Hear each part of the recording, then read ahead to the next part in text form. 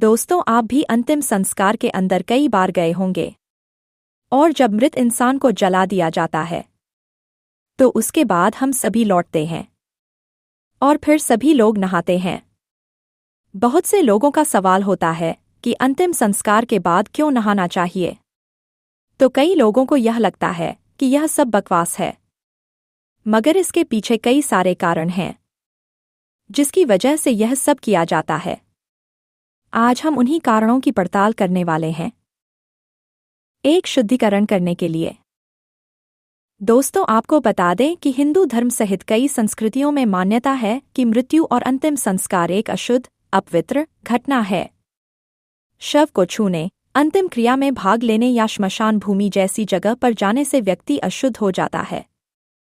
नहाने को इस अशुद्धता को दूर करने और फिर से शुद्ध होने का एक तरीका माना जाता है।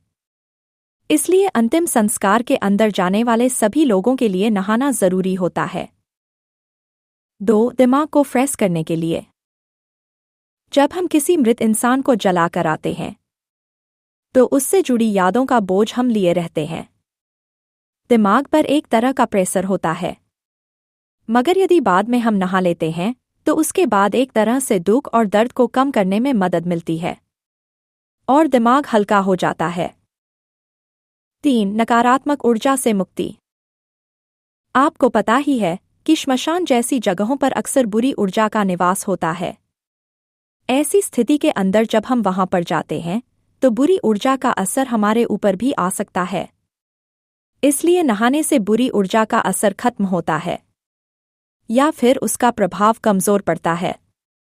इसलिए भी श्मशान में जाने के बाद नहाना जरूरी होता है। मृत्यु को एक संक्रमण काल माना जाता है जिसमें आत्मा एक शरीर से मुक्त होकर अगले लोक की यात्रा करती है। इस समय वातावरण में नकारात्मक ऊर्जा या सूक्ष्म तरंगों की संभावना बढ़ जाती है। नहाना इन तरंगों से रक्षा का माध्यम माना गया है।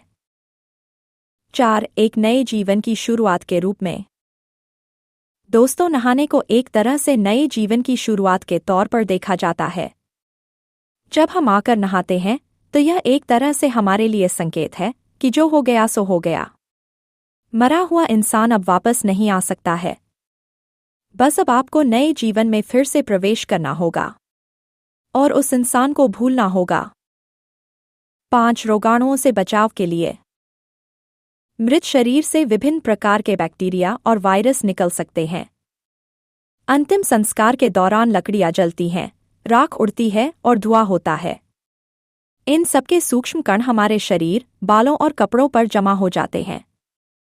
नहाने से इन हानिकारक रोगाणुओं और कणों को शरीर से धोकर साफ किया जा सकता है, जिससे संक्रमण का खतरा कम होता है। 6. दूषित पानी स्थान का प्रभाव।